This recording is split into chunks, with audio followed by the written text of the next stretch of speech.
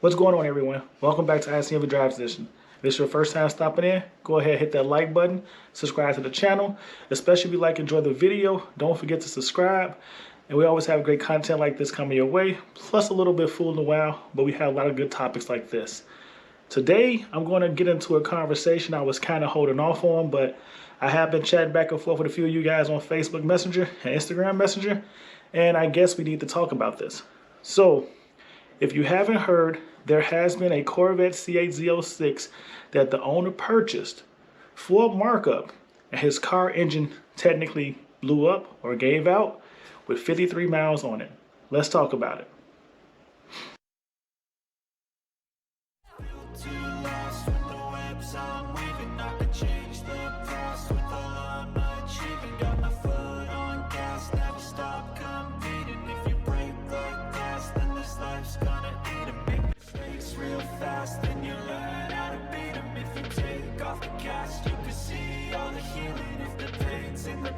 Move on from the grave and put your foot on the gas. No, never stop competing, yeah. I've been doing this, I'm on it.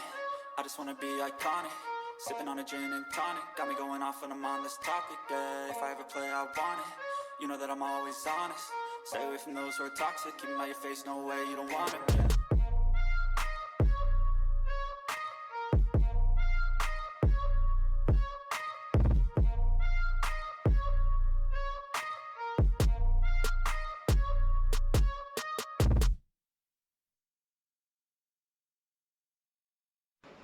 Okay, originally I wasn't going to really talk about this, not because I didn't think it was a hot topic or something to get into, but I've been, as I told you before, throwing a few slight jabs by, as I call the Z06 hater crowd, who says this vehicle is nothing but a myth and GM is telling lies and it's not going to ever live up to the hype.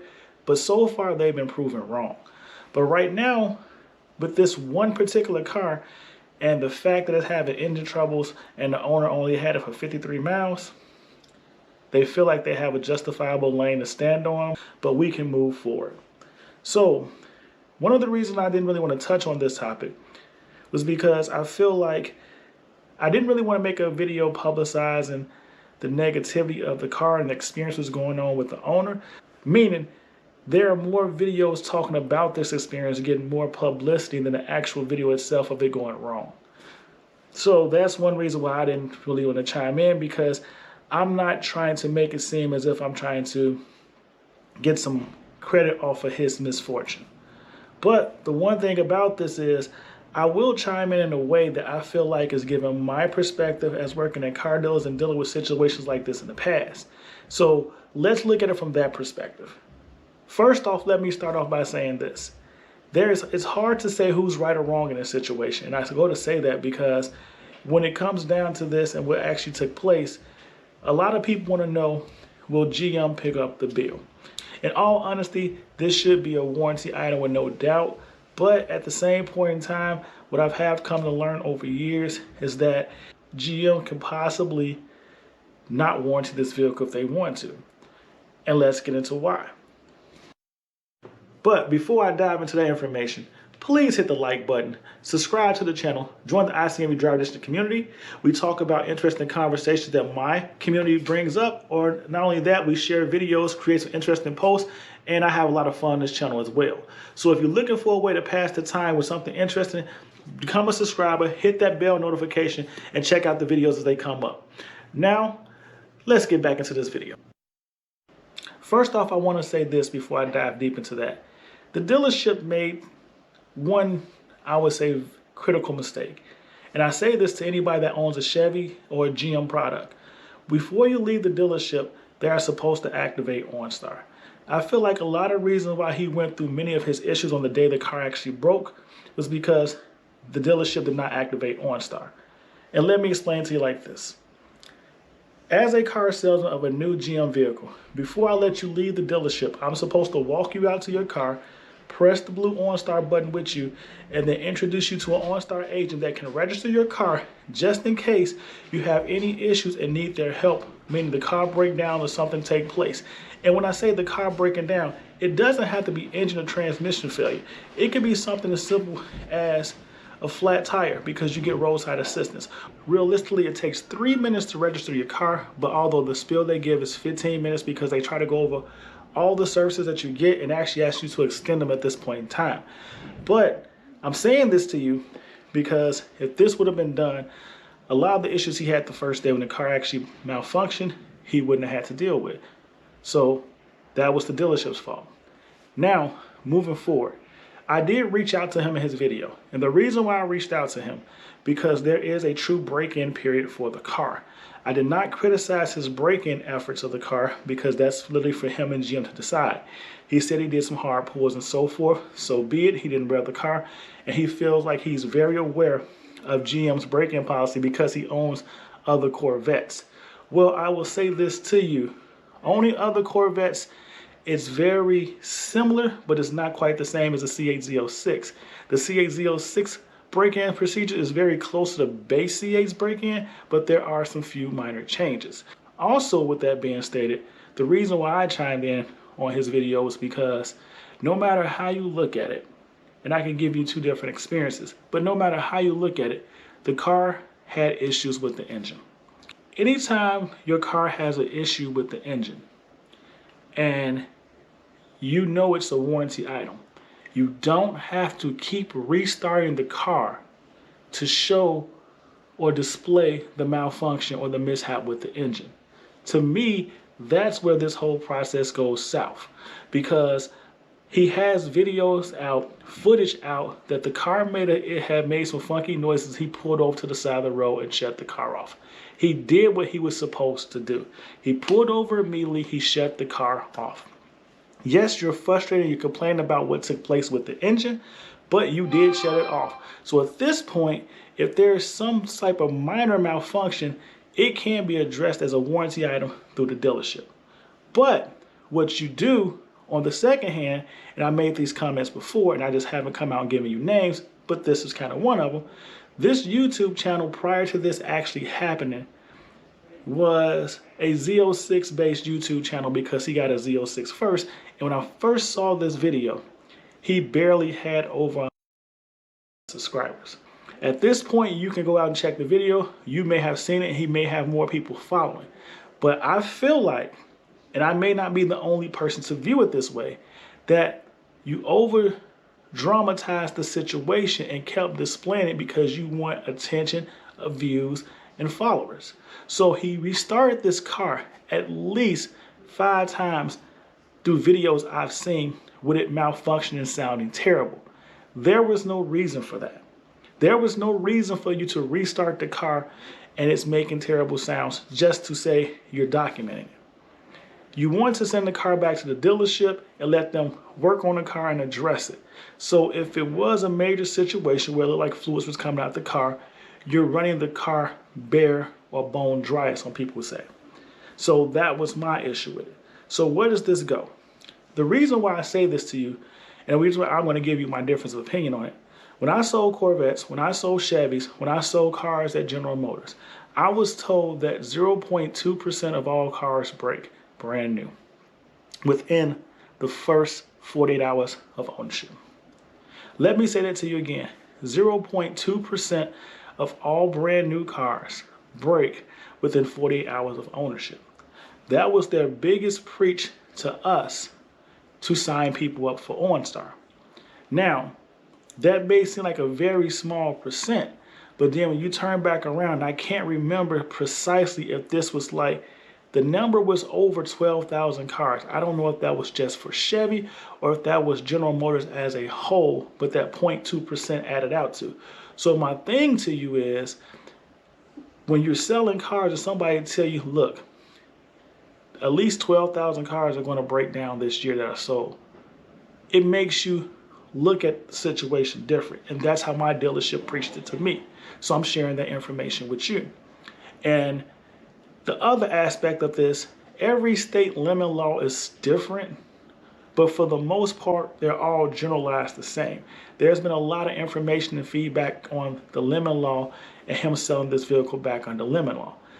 In theory, and it takes GM to attempt to fix the car and they don't fix the problem, or it takes GM refusing to fix the car, and it goes into a court situation and they lose that battle, that they have to buy back this car. At this point, I don't think GM was going to buy back the car. And technically, just depending on the states, the time frames are a little different. Some states say 45 days, some states say 60, some say 30. But GM has a time frame to make an attempt to fix the car. Now, this is where that value changes. I know a lot of people sit there and say, well, if they can't fix it within 1 month, or if they can't fix it within 45 days, if they can't, they can't, they can't.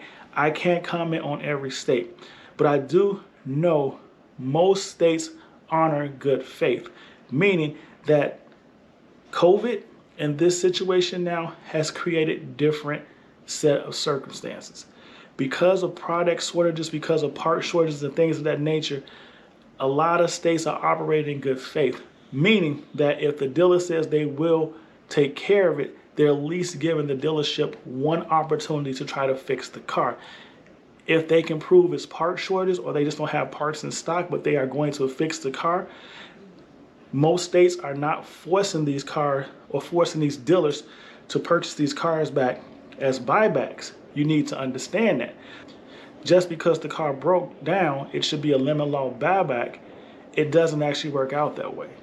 Now, my only concern, and I'm not really a collector, and most people are not going to collect cars, but if this car just happens to be one of those vehicles, and it does happen rarely and occasionally, but it does happen, that if they just make the decision to replace the engine, the car will lose value based off the fact the engine does not match the original information with the car. I can even be honest with you. Some dealerships, if you go to trade this car in 3 to 5 years from now, will deduct money on the value of this car based on that same factor, even though the car may leave after the new engine is put in with no issues and work 100% as intended. So that's one concern you have to be concerned about. A lot of people don't think about it that way because many people buy cars to keep or to own for quite some time. So in the short run, we don't look at it that way. So I want you to be aware of that situation. I would like for the owner to be aware of that situation, because if something like this happens to you or has happened to you on a previous car, you're now learning, or you've already learned, that by changing out the motor, although it fixes your issue, it does devalue your car. So in most cases, you want that situation to be resolved without replacing the actual motor that originally was installed in the car. Don't know if it's possible in this case, but I'm just telling you that's something you should be aware about and concerned about. Now, the last thing I'm going to cover when talking about this is that I'm not sure about the break-in period.